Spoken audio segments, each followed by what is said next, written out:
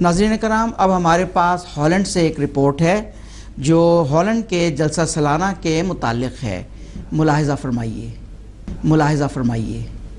یہ جلسہ اللہ تعالیٰ کے فضل سے 8 جولائی تا 10 جولائی بیت النور نونسپیٹ میں منعقد ہوا، اور مرکز سے مکرم محترم مولانا ابراہیم نونن صاحب آئرلینڈ کے مبلغ انچارج حضرت خلیفۃ المسیح کے نمائندہ خصوصی کے طور پر ہمارے جلسہ میں تشریف لائے۔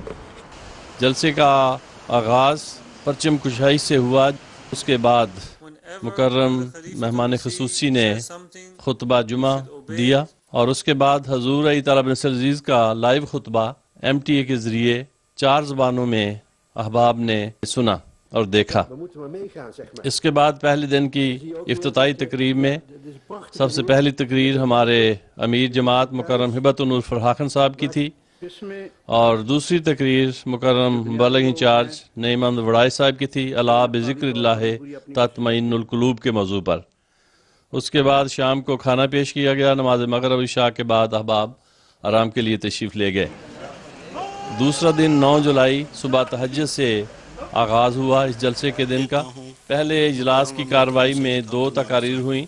پہلی تقریر عصر حاضر کے متعلق قرآن کریم کی پیش گوئیاں، یہ سید عبد المالک صاحب نے تقریر فرمائی، اور دوسری تقریر تعمیر مساجد کے بارے میں مکرم مرزا فخر احمد صاحب نائب امیر ہالینڈ نے فرمائی۔ اس کے بعد کھانا وغیرہ پیش کیا گیا اور نماز ظہر اور عصر ادا کی گئیں۔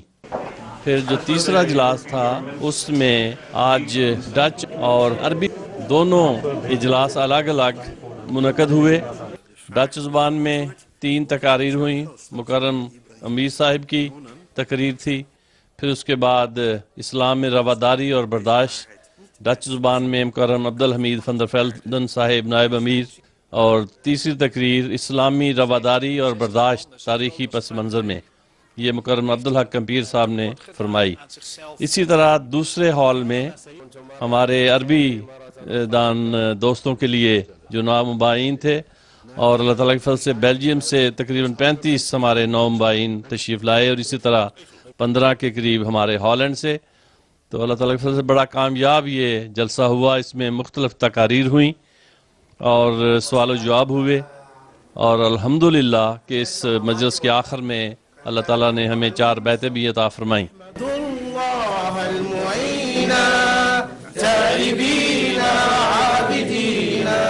تیسرا دن 10 جولائی کا تھا، اور اس دن پہلا جو سیشن تھا اس میں 2 تقاریر ہوئیں، اور یہ پہلی تقریر تھی حضرت محمد صلی اللہ علیہ وسلم کا عفو اور درگزر، اردو تقریر تھی۔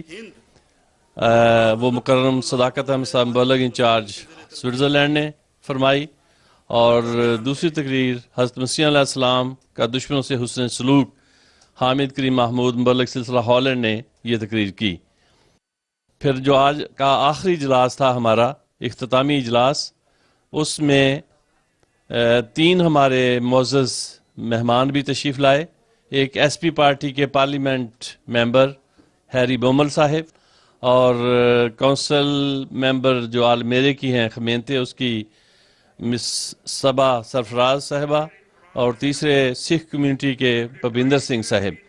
ان تینوں نے بڑے ہی اچھے رنگ میں اس جلسے کے آخری اجلاس میں خطاب فرمایا تمام احباب کو، اور اللہ تعالیٰ کے فضل سے یہ بہت ہی خوش ہو کر یہ گئے ہیں۔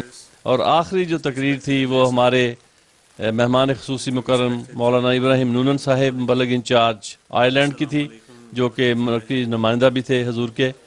تو ان کی تقریر سننے کے بعد پھر آخر میں دعا کے ساتھ اس جلسے کا اختتام ہوا۔